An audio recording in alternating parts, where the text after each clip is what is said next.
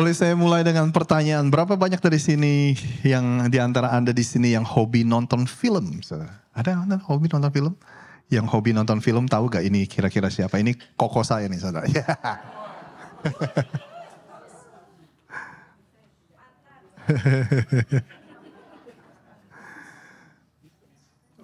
Boleh satu orang maju ke depan, kita akan main quiz, kita akan nebak sesuatu yang berhubungan dengan Tom Cruise.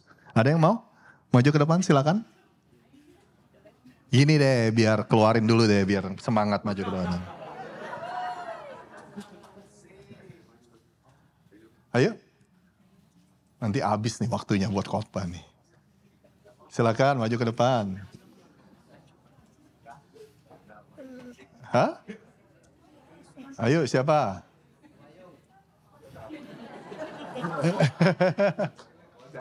Oke. By the way ini mikrofonnya in and out ya. Nanti mungkin siap-siap apakah baterainya udah mau habis atau apa. But anyway, udah siap? Philip ngefans sama Tom Cruise? Lumayan ya. Sebutkan 3 film yang dibintangi oleh Tom Cruise. Jangan lihat-lihat ke situ. Atas ya. Sebentar Bapak Ibu. Aduh, yang terakhir itu apa ya? Iya, Mission Impossible 1 kan. Mission Impossible 1. Top Gun. Terus yang iya, Terminator juga.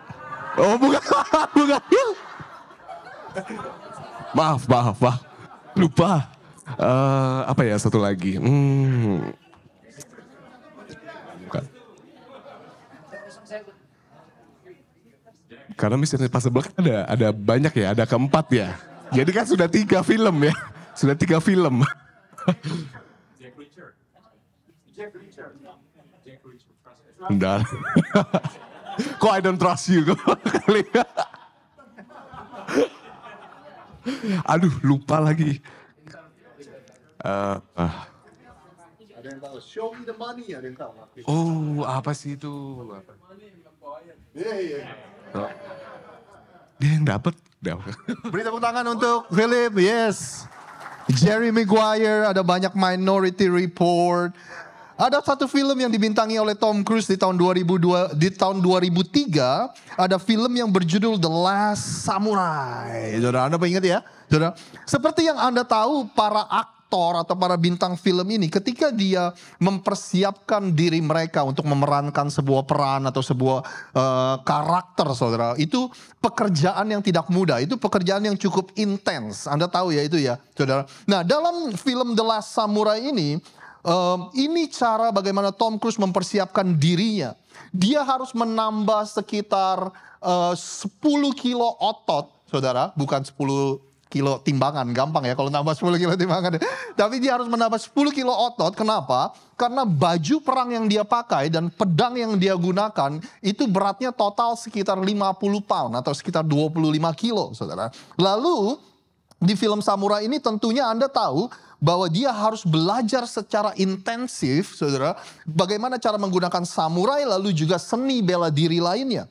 Lalu yang terakhir dia harus mempersiapkan diri sekitar 1 tahun untuk belajar bahasa Jepang. Tentu aja untuk belajar sebuah bahasa nggak dalam 1 tahun bisa langsung fasih, tapi paling enggak dia bilang bahwa dia ingin kelihatan natural ketika dia berdialog di film tersebut bersama orang-orang Jepang, saudara. Jadi dia harus sekali lagi belajar selama 1 tahun supaya dia bisa kelihatan natural berbicara dalam film itu. Jadi sekali lagi persiapan diri seorang aktor bintang film untuk memainkan sebuah karakter sangatlah ini merupakan pekerjaan yang intens, pekerjaan yang tidak mudah dan butuh banyak persiapan. Nah, hari ini kita akan memulai serial khotbah baru kita yang kita beri judul A Cast of Characters. Bahasa Indonesianya mungkin ini sekumpulan dari karakter. Berapa banyak dari Anda yang tahu kalau di dalam Alkitab ada begitu banyak karakter-karakter yang berbeda. Ada begitu banyak cerita kehidupan yang berbeda, saudara. Nah, dari judulnya aja Anda pasti akan bisa menebak bahwa serial khotbah ini adalah tentang karakter yang ada di dalam Alkitab. Jadi ini adalah serial khotbah kita yang akan kita lakukan sepanjang summer ini. Dari hari ini sampai nanti akhir Juli. Jadi ada 7 minggu. Kita akan pilih 7 karakter. Kita akan belajar bersama-sama karakter yang berbeda setiap minggu yang ada di dalam Alkitab. Saya dengar-dengar katanya saya akan dibantu oleh salah satu hari minggu oleh istri saya. Katanya Nana mau khotbah, saudara. Jadi doain aja saya bisa meyakinkan. Nanti kalau Anda ketemu, Anda juga bantuin saya untuk meyakinkan. Oh, ini dia orangnya. Dia akan Anda bantu saya untuk meyakinkan dia. Nanti tentu aja Kobeni akan membantu saya dalam memilih salah satu dari karakter ini, saudara. Nah, berapa banyak dari Anda yang tahu bahwa ada begitu banyak karakter yang di dalam Alkitab, dan karakter itu adalah orang-orang seperti Anda dan saya yang jauh dari sempurna, saudara. Berapa banyak dari Anda yang tahu bahwa di dalam Alkitab cuma ada satu karakter yang sempurna, yaitu Yesus. Semuanya selain Yesus adalah orang yang jauh dari sempurna. Makanya kita kalau khotbah itu harus hati-hati, saudara. Kalau kita bilang, ayo kamu harus seperti Daud. Nah, Daud yang bagian yang mana nih? Soalnya dia hamilin istrinya orang, ya kan saudara? Ya kan, jadi kita harus hati-hati, bener ya saudara ya? Ya kan, kita harus seperti Musa, ya kan, Musa itu buronan, dia habis bunuh orang, dia lari, saudara. Jadi makanya kita harus berhati-hati kalau kita ngomong, kita ini pengen jadi karakter yang ada di dalam Alkitab. Nah, cerita yang luar biasa dalam Alkitab ini, saudara, ini adalah cerita tentang orang-orang biasa seperti Anda dan saya, tapi kehidupannya ada di dalam tangan Tuhan yang luar biasa. Oleh sebab itu dalam seri khotbah ini kita akan lihat, kita akan belajar sama-sama, saudara, karena kita punya Tuhan yang spesialis dalam soal mengubah kehidupan seseorang. Bukan hanya dari jahat ke baik, tetapi dari yang lama menjadi baru. Dia adalah spesialis melepaskan orang-orang yang terikat. Dia memberikan jalan ketika kita menghadapi jalan buntu. Dia juga mengubah kita dari yang berdosa menjadi orang benar, saudara. Jadi makanya saya sangat excited. Tiap minggu kita akan melihat karakter yang berbeda-beda. Nah, hari ini tentu bertepatan dengan Father's Day. Kita akan melihat cerita karakter, saudara, yang adalah seorang ayah. Namanya adalah Yairus. Anda pernah dengar? Anda kenal Yairus? Bukan yang tinggal di Mifflin, bukan saudara. Tapi Yairus yang di Alkitab. Anda pernah dengar cerita tentang Yairus? Dia adalah seorang ayah yang desperate, orang yang putus asa, seorang ayah yang putus asa. Dia adalah seorang ayah yang hopeless, yang kehilangan pengharapan. Nah, hari ini saya berdoa supaya Anda dan saya belajar banyak dari cerita ini. Karena cerita ini akan mempunyai makna dan arti yang sangat banyak. Dan ayat-ayat yang kita baca pun banyak. Jadi Anda siap untuk mengikuti cerita ini? Anda bisa mengikuti, Anda bisa membaca ayat-ayat yang ada dalam cerita ini di layar yang ada di depan, saudara. Kita akan mulai, Anda bisa perhatikan. Markus 5, dimulai dari ayat yang ke-21. Sesudah Yesus menyeberang lagi dengan perahu, orang banyak berbondong-bondong datang lalu mengerumuni Yesus. Sementara Yesus berada di tepi danau. Datanglah seorang kepala rumah ibadat yang bernama Yairus. Ketika ia melihat Yesus, dia ngapain, saudara? Sujudlah ia di depan kaki Yesus. Ini adalah pemandangan yang sangat nggak normal. Ada yang tahu kenapa? Iya, saudara. Yairus adalah kepala rumah ibadat, ketua sinagoga. Dia berlutut di hadapan Yesus.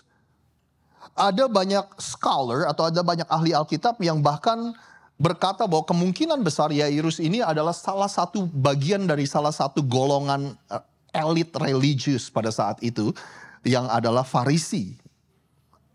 Nah, kalau Anda sering baca Alkitab, Anda tahu persis bahwa Farisi itu selalu berseberangan dengan Yesus. Farisi itu bisa dibilang musuhnya Yesus. Farisi itu selalu berbeda pendapat dengan Yesus. Kali ini kalau sampai seorang Yairus berlutut di depan Yesus, wah ini orang sih udah desperate banget. Benar gak sih, saudara? Ya kan? Ada apa nih? Ini orang sampai kayaknya tuh desperate banget sampai dia gak peduli dengan... Kan tadi ada kerumunan orang banyak. Anda baca kan ya tadi ya? Ada apa nih? Kita akan lihat ayat berikutnya. Dan dia memohon dengan sangat kepada Yesus. Dia bilang apa, saudara? Anak perempuanku sedang sakit. Bahkan dia hampir mati. Oleh sebab itu datanglah kiranya dan letakkanlah tanganmu Yesus atas anakku, supaya ia selamat dan tetap hidup. Saya yakin semua dari kita, para ayah, akan melakukan hal yang sama. Benar gak sih saudara? Kita akan melakukan apapun sebagai seorang ayah untuk menyelamatkan anak kita. Ternyata Yairus anaknya sakit parah dan bahkan hampir mati. Dia rela menyampingkan gengsinya, harga dirinya. Yairus yang mempunyai posisi terhormat sekarang sedang berlutut di depan orang banyak dan di hadapan Yesus. Mungkin Yairus yang biasanya kalau dengar mukjizat Yesus, mungkin dia orang yang sinis. Ya kan, apaan tuh mukjizat bener apa enggak? Dengan kuasa apa tuh Yesus nyembuhin? Dengan kuasa gelap. Tapi kali ini posisi dia ada di tempat di mana dia desperate. Dia yang membutuhkan mukjizat Yesus. Anda masih mengikuti saya? Lalu Yesus meresponinya. Lalu pergilah Yesus dengan orang itu, dengan Yairus. Yesus setuju untuk datang ke rumah Yairus. Orang banyak berbondong-bondong mengikuti dia. Dan berdesak-desakan di dekatnya. Anda perhatikan baik-baik. Ini orang begitu banyak di sana, saudara. A big crowd. Berbondong-bondong dan berdesak-desakan. Yesus mengabulkan permintaan Yairus untuk datang ke rumahnya. Ketika mereka mulai jalan menuju ke rumah Yairus, penulis dari kitab Injil ini, Markus, saudara, mengalihkan perhatian kita kepada satu karakter yang lainnya. Adalah di situ seorang perempuan yang sudah berapa lama, saudara? 12 tahun menderita pendarahan. Masuklah karakter yang berbeda dalam cerita ini. Ada perempuan yang sudah berapa lama sekali lagi, saudara? 12 tahun mengalami pendarahan. Kita nggak tahu berapa umur perempuan ini. Yang kita tahu dia sudah mengalami pendarahan 12 tahun. Dan dia berulang-ulang diobati oleh berbagai tabib, berbagai dokter. Sehingga telah dihabiskannya semua yang ada padanya. Namun sama sekali tidak ada faedahnya. Malah sebaliknya keadaannya makin memburuk. Pokoknya dia sudah menemui beberapa tabib, berbagai macam dokter, bahkan semua sudah dihabiskan, dia bilang. Semua hartanya sudah habis. Gara-gara dia sakit, perempuan ini mengalami kesulitan ekonomi. Jadi perempuan ini bukan hanya mengalami kesulitan secara fisik, sakit secara fisik, tapi dia juga mengalami kesulitan ekonomi. Dan yang lebih parahnya, setelah menghabiskan bertemu dokter begitu banyak dan menghabiskan hartanya, dia bukannya malah membaik, malah memburuk. Dia sudah mendengar berita-berita tentang Yesus. Maka di tengah orang banyak itu, ia perempuan yang mengalami pendarahan ini mendekati Yesus dari belakang dan menyentuh jubahnya. Sebab katanya, kata perempuan ini, asal Anda bantu saya, asal kusentuh saja jubahnya, aku akan... Kita nggak tahu perempuan ini dengar apa tentang Yesus, saudara. Sampai-sampai perempuan ini bisa mempunyai iman yang sedemikian rupa. Saya nggak perlu ngomong sama Yesus, saya nggak perlu tatap mata sama Yesus, saya nggak perlu didoain Yesus, saya nggak perlu ditumpangin tangan sama Yesus. Iman perempuan ini bilang, asal saya bisa sentuh aja jubahnya dari belakang, aku akan sembuh. Dan disentuhlah jubah Yesus dari belakang. Seketika itu juga berhentilah pendarahannya dan ia merasa bahwa badannya sudah sembuh dari penyakitnya. Wow. 12 tahun pendarahan. Ketemu berbagai macam dokter. Sudah habis semua yang dia punya, saudara. Dengan instan, dengan sekejap dia sembuh pada saat itu juga.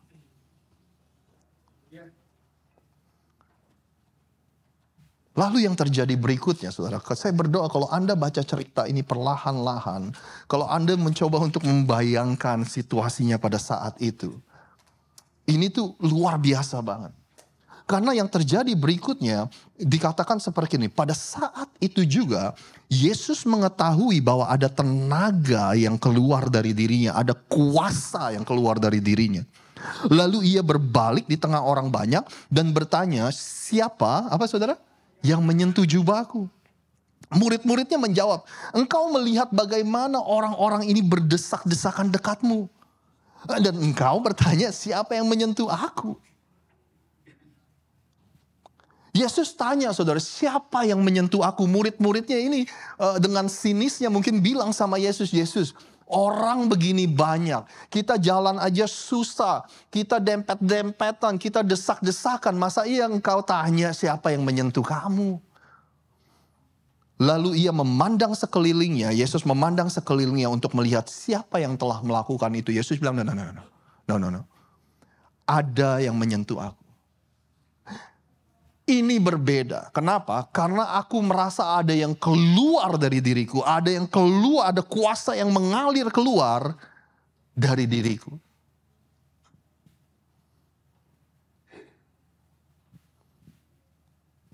Ada tenaga yang keluar, mengalir keluar dari diri Yesus. Ada begitu banyak orang.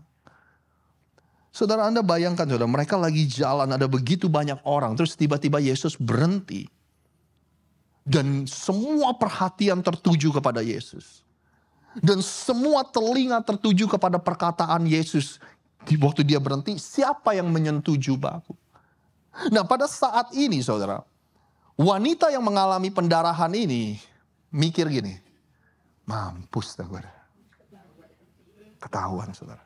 Nah, kenapa saya berkata seperti itu, saudara? Saya bacakan, nanti saya jelaskan. Perempuan itu yang menjadi takut dan gemetar ketika mengetahui apa yang telah terjadi atas dirinya. Dia tampil dan sujud di depan Yesus dan memberitahukan kepada Yesus semua yang terjadi, saudara. Perempuan ini bukan cuma takut, tapi dia juga gemetar. Karena sekali lagi dia pikir ini akhir dari kehidupan saya. Saya akan jelaskan, saudara. Seorang wanita tidak diizinkan untuk menyentuh imam besar atau rabi. Apalagi kalau itu gak cukup, seorang wanita yang mengalami pendarahan. Karena mereka dianggap unclean atau najis. Jadi mereka, wanita aja gak diizinkan, apalagi wanita yang mengalami pendarahan gak diizinkan untuk menyentuh atau imam. Jangankan menyentuh imam besar, wanita yang mengalami pendarahan ini nggak seharusnya ada di tengah-tengah orang banyak. Karena dia nggak boleh menyentuh orang lain. Mirip-mirip penyakit kusta gitu, saudara. Dia dianggap najis. Dia seharusnya nggak ada di kerumunan orang banyak. Makanya perempuan ini ngerti. Makanya dia takut dan dia gemetar. Apalagi sekarang Yesus menjadikan dia sebagai pusat perhatian dari orang begitu banyak.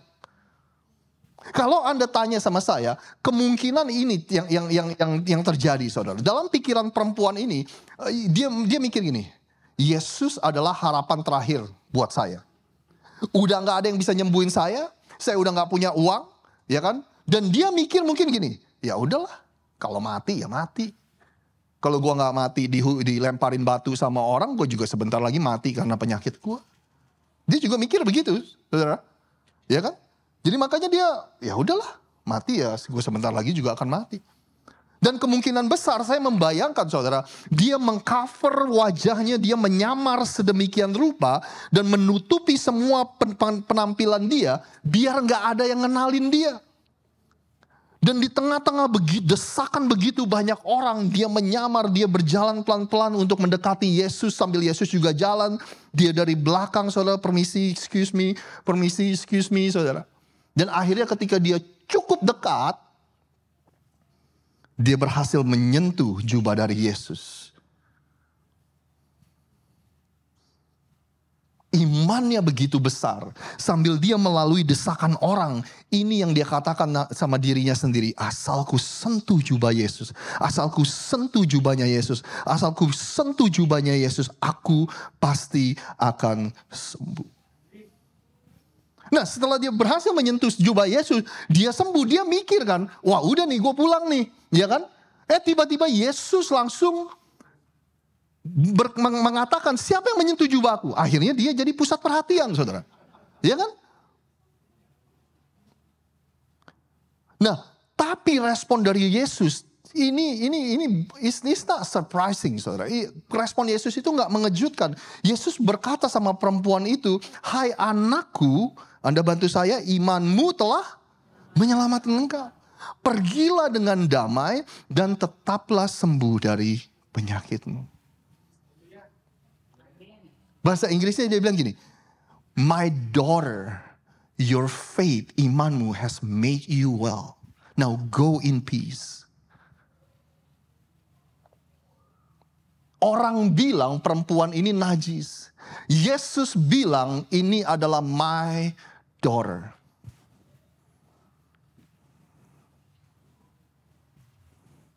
Tuhan gak sembarangan menyebut semua orang anaknya, saudara. Di Yohanes 1, saya menggunakan terjemahan sederhana Indonesia, katakan gini. Namun kepada setiap orang yang menerimanya, dia memberikan apa? Saudara bantu saya? Hak untuk menjadi anak-anak Allah. Yang dimaksud menerima dia adalah percaya kepadanya. Semua yang percaya kepada Yesus mendapatkan hak menjadi anak-anak Allah. Orang menyebut dia najis, Yesus berkata, this is my daughter. Imam besar gak boleh disentuh, tapi imam besar saya dan saudara boleh disentuh, saudara. Bahkan dia ingin mempunyai relationship sama kita. Mungkin Anda duduk di sini dan berpikir, loh ini kan ceritanya tentang Yairus. Kita belum lupa sama Yairus, saudara. Berikutnya dikatakan ini, ketika Yesus masih berbicara sama wanita ini, datanglah orang dari keluarga kepala rumah ibadat itu. Ada orangnya si Yairus berkata, anakmu sudah meninggal, untuk apa engkau masih menyusahkan guru? Waktu Yesus masih ngomong sama perempuan yang mengalami pendarahan dan sembuh ini, tiba-tiba datanglah orang-orang dari rumah ibadat, orangnya Yairus berkata bahwa anakmu sudah meninggal. Your daughter is dead. Udah, Yesus gak perlu. Yesus gak perlu lagi ke rumah Yairus. Udah terlambat. Tetapi Yesus tidak menghiraukan perkataan mereka, ayat 36. Dan berkata kepada Yairus, kepala rumah ibadat, jangan takut, percaya saja. Saya mau tanya sama Anda sebelum kita move on. Kalau Anda jadi Yairus, apa yang terlintas dalam pikiran Anda? Kenapa? Tetap. Kalau saya jadi Yairus, saudara, saya mikir gini. Kalau aja Yesus jalannya gak dihalang-halangin orang banyak. Kalau aja Yesus bisa jalan lebih cepat. Kalau aja perempuan itu tidak mengambil banyak waktu dari Yesus, pasti anak saya masih hidup. Bapak Ibu, berapa sering sih kita merasa bahwa Tuhan itu terlambat? Bahkan berapa sering sih kita tahu bahwa kita merasa bahwa Tuhan itu gak tahu cara mengatasi masalah kita. Kalau aja Tuhan begini, kalau aja Tuhan begitu. Tapi berapa banyak dari Anda yang percaya bahwa Tuhan kita mempunyai rencana yang sempurna. Amin, saudara.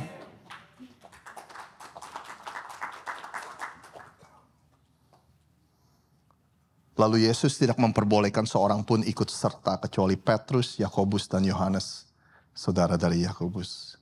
Karena ketidakpercayaan orang-orang ini, karena kenegatifan orang-orang ini, Yesus gak mengizinkan orang banyak itu ikut dia lagi. Dia cuma bawa 3 murid terdekatnya. Petrus, Yakobus, dan Yohanes. Ketika mereka tiba di rumah kepala rumah ibadat dan di sana dilihatnya orang-orang ribut, menangis, dan meratap dengan suara nyaring. Sesudah ia masuk, ia berkata kepada orang-orang itu, mengapa kamu ribut dan menangis? Anak ini tidak mati tetapi tidur. Waktu Yesus sampai rumah Yairus, situasinya sangatlah chaos.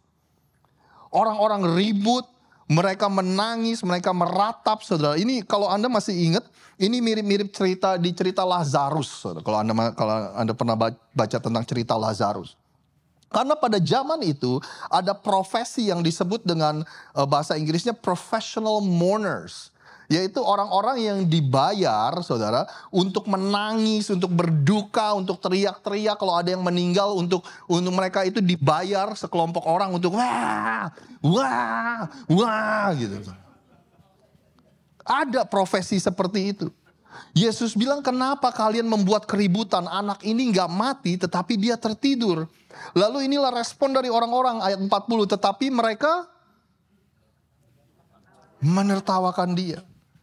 Lalu semua orang disuruhnya keluar, lalu dibawanya ayah dan ibu dari anak perempuan itu. Mereka bersama-sama dengan dia masuk ke kamar anak itu. Jadi Yesus bilang gitu, Papa, Mama, sama 3 orang muridku, Petrus, Yohanes, Yakobus, ayo kita masuk. Yang lainnya suruh keluar.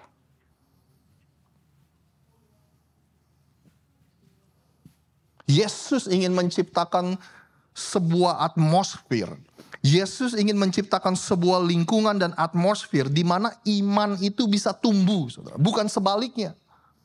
Situasi yang penuh keributan, kenegatifan, ketidakpercayaan. Makanya Yesus suruh keluar, orang-orang semua keluar. Lalu mereka masuk ke kamar anaknya Yairus. Lalu dipeganglah tangannya dan katanya Talita kum, yang berarti hai anak perempuan, aku berkata kepadamu bangunlah. Seketika itu juga anak itu bangkit berdiri dan berjalan. Sebab umurnya sudah berapa? Berapa tahun saudara? 12 tahun. Semua orang yang hadir sangat takjub pada saat itu. Dengan sangat ia berpesan kepada mereka supaya jangan seorang pun mengetahui hal itu. Lalu ia menyuruh mereka memberi anak itu makan. Itulah cerita dari Yairus, karakter yang kita lihat bersama-sama hari ini. Saya ingin tutup mungkin dengan beberapa hal. Jam berapa ini? 12.16. Saya ingin menyimpulkan cerita ini dengan memberikan kesimpulan beberapa hal. Yang pertama yang saya ingin mengajak Anda lihat. Ternyata mama dari anak perempuan ini masih ada. Benar gak sih saudara? Anak perempuannya Yairus, dengan kata lain istrinya Yairus masih hidup. Saudara. Tetapi yang datang kepada Yesus itu adalah papanya, si Yairus. Papanya yang berlutut di kaki Yesus dan minta Yesus untuk datang ke rumahnya. Kenapa ini penting, saudara? Harinya pas banget nih. Boleh gak sih saya ngingetin kepada semua para ayah di tempat ini. Bertepatan dengan Father's Day. Para ayah, bapak-bapak, dan bahkan the future fathers. Yang suatu hari nanti akan menjadi para ayah. Ada sesuatu yang luar biasa terjadi. Ketika pria, ketika seorang sang suami, ketika seorang ayah menjadi pemimpin, menjadi contoh, dan memutuskan untuk memikul tanggung jawab kehidupan rohani dari keluarganya. Sesuatu yang luar biasa yang terjadi. Banyak dari kita pria, suami, ayah yang berpikir seperti ini. Pekerjaan kita sebagai seorang ayah adalah menafkahi keluarga kita, termasuk anak-anak kita. Betul, saudara. Kita pria berpikir kita adalah pelindung. Kita adalah the protector of our family. Itu juga betul. Kita berpikir kita mempersiapkan masa depan yang jauh lebih baik untuk anak-anak kita. Itu betul juga, saudara. Tapi seringkali kita pria atau ayah berpikir untuk urusan kerohanian, untuk urusan Yesus-Yesusan gereja, biar istri saja, biar ibunya saja yang menangani, saudara. Para ayah dan bapak-bapak di tempat ini, saya sangat yakin mengatakan ini. Saya yakin Anda dan saya nggak akan pernah keberatan kalau kita harus kerja 40, 50, 60, 70 jam. Supaya kebutuhan dari keluarga kita terpenuhi. Saya yakin banget. Karena kita sebagai ayah, sebagai pemimpin keluarga, kita merasa bertanggung jawab untuk bisa memenuhi kebutuhan keluarga kita. Boleh saya tanya sama Anda, bersediakah Anda, para ayah, suami, untuk berdoa bersama mereka 1 menit 1 hari? Bersediakah Anda untuk berdoa untuk mereka sebelum mereka pergi sekolah? Bersediakah Anda memegang tangan mereka? Kita akan pergi ke gereja setiap hari Minggu.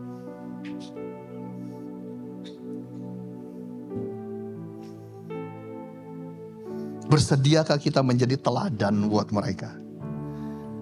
Supaya mereka bisa melihat pentingnya kita menjadi bagian dari komunitas. Termasuk komunitas kecil, saudara. Small group, life group. Biar life group kita nggak hanya dipenuhi oleh wanita-wanita saja. Tapi kita juga akan punya life group pria, saudara. Ada sesuatu yang luar biasa terjadi ketika seorang anak melihat ayah mereka take charge, bertanggung jawab atas kehidupan keluarga rohaninya. Is that okay, everybody? Number 2, kesimpulan yang berikutnya yang saya ambil dari cerita ini, dari karakter ini. Berapa banyak dari Anda yang tahu ini adalah 2 orang yang desperate.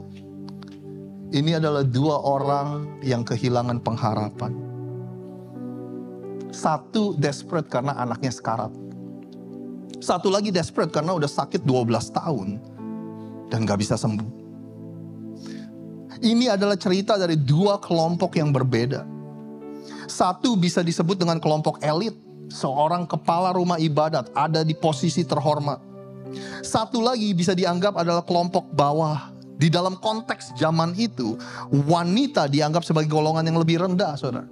Bukan hanya ini wanita, tapi wanita sakit pendarahan, wanita yang dianggap najis.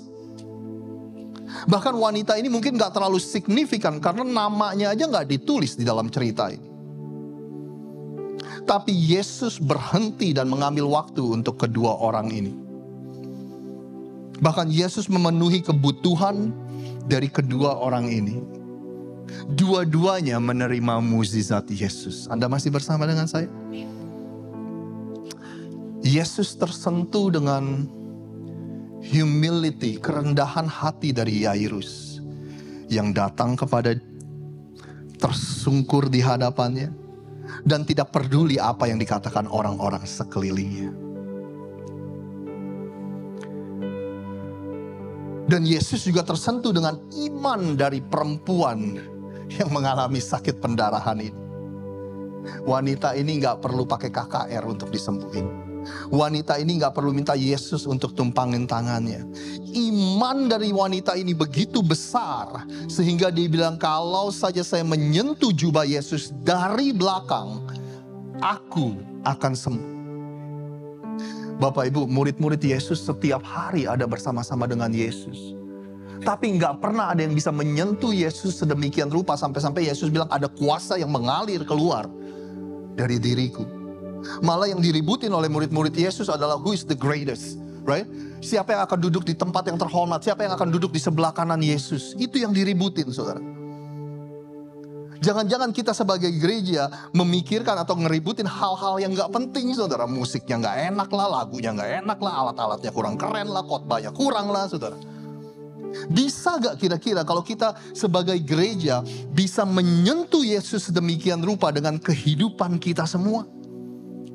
Dengan passion kita, dengan semangat kita, dengan ketulusan hati kita, dengan cara hidup kita yang tidak mementingkan diri sendiri dan tidak egois, saudara. Dengan kemurahan hati dan kesukaan kita dalam memberi. Pokoknya cara kita menghidupi iman percaya kita setiap hari, itu bisa menyentuh hati Yesus. Alkitab bilang bahwa persembahan yang sejati, penyembahan yang sejati adalah ketika mempersembahkan tubuh kita sebagai persembahan yang hidup, yang kudus dan yang berkenan kepada Allah. Artinya, saudara, kita gak akan bisa membalas kebaikan Tuhan dan apa yang Dia sudah kerjakan di atas kayu salib. Tapi kalau ada hal yang kita bisa lakukan untuk menghormati pengorbanannya, hiduplah sedemikian rupa sehingga Tuhan dimuliakan melalui kehidupan kita. Anda bersama saya, saudara?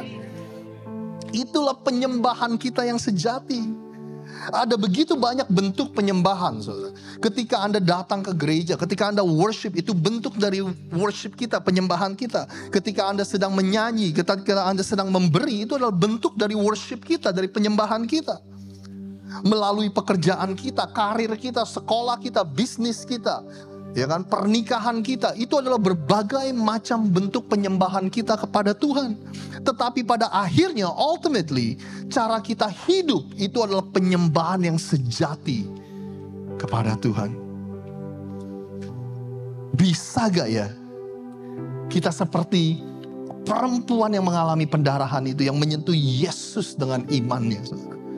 Demikian juga kita menyentuh Yesus dengan cara kita hidup setiap hari. Coba deh Anda baca Alkitab.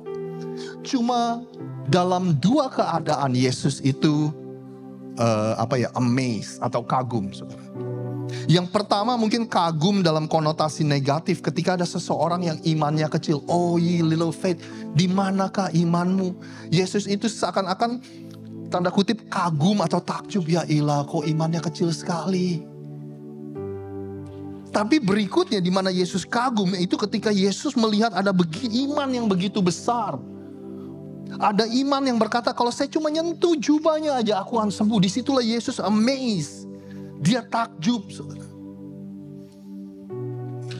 Di saat-saat hari ini, saudara, di hari-hari ini, di tengah-tengah kesulitan kita, di tengah-tengah situasi yang tidak menentu, in the midst of uncertainty,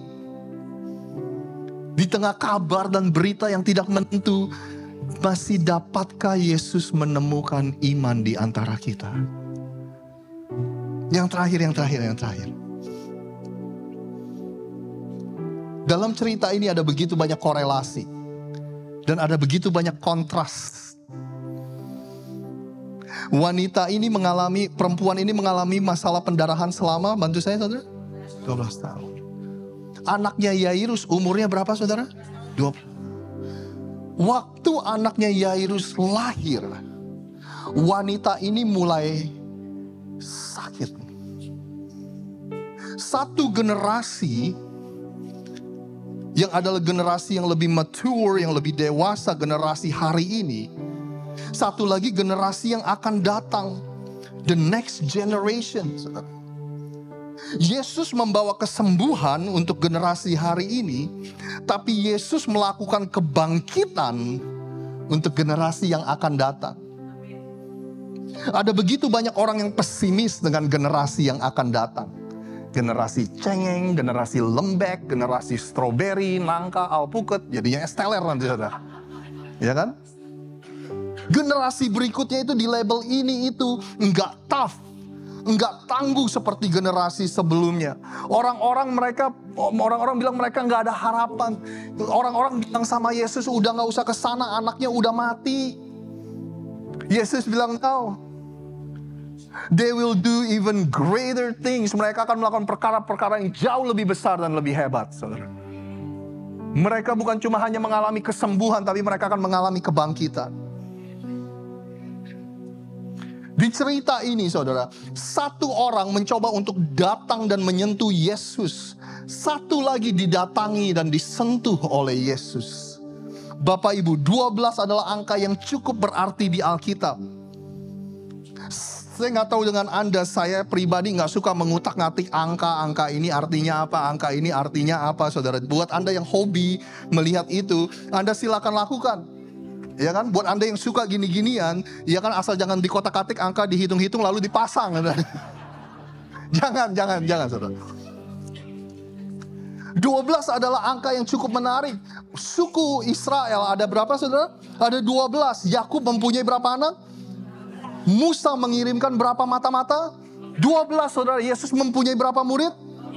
Waktu Yesus kasih makan kepada ribuan orang, sisanya berapa bakul? 12 saudara. Pertama kali Yesus berbicara dan dicatat di Alkitab, umurnya adalah ketika dia berumur 12. Nah saya kan gak gitu ngerti saudara gini-ginian. Saya coba pelajari, saya coba cari tahu, 12 ternyata adalah angka kesempurnaan.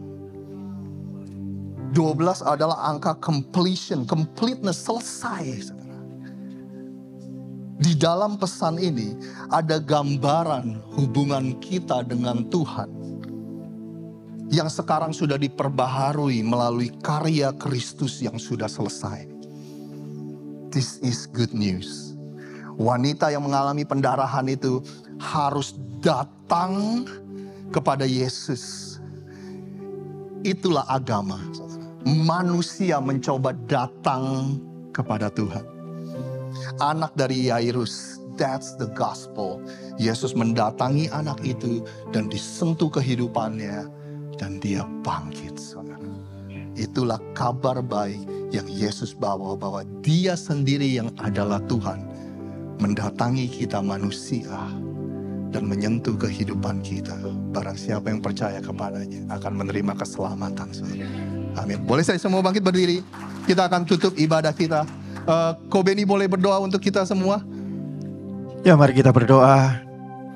Bapa, terima kasih untuk hari ini kami boleh belajar, di mana kami hanya bisa boleh mengandalkan Engkau Tuhan. Kami tahu sekarang ini adalah masa-masa di mana keadaan tidak menentu Tuhan. Dunia ini berkata pesimis, tapi kami percaya kami berada di dalam sebuah kerajaan yang tidak tergoncangkan. Biarlah kami terus belajar Tuhan, dari seorang perempuan yang mengalami pendarahan dan seorang yang bernama Yairus, di mana kami boleh memiliki iman di dalam Yesus, di mana di dalam Yesus ada kesembuhan, ada kebangkitan, ada kekuatan, dan ada jalan keluar. Kami percaya Tuhan, di tangan-Mu kami aman. Di tangan-Mu Tuhan ada masa depan yang penuh dengan pengharapan. Terima kasih Bapa, kami pulang dari tempat ini, kami membawa pengharapan yang luar biasa di dalam Yesus. Terima kasih Bapa. Sebentar kami juga akan pulang, kami akan makan. Biarlah makanan akan membawa kekuatan bagi tubuh jasmani kami. Terima kasih Bapa, sebentar kami akan pulang, kami siap untuk menerima berkat Tuhan. Saudara-saudaraku yang dikasihi oleh Tuhan, pulanglah. Terimalah kasih karunia yang berlimpah-limpah dari Bapa kita di surga, cinta kasih daripada anaknya yang tunggal Yesus Kristus, serta persekutuan yang manis dengan Roh Kudus menyertai kita semua mulai dari hari ini sampai selama-lamanya. Mari kita yang percaya, kita terima berkat sama katakan amin. Tuhan Yesus memberkati. Tuhan Yesus memberkati kita semua. Anda boleh kasih salam samping kiri kanan Anda. Katakan happy Sunday. God bless you.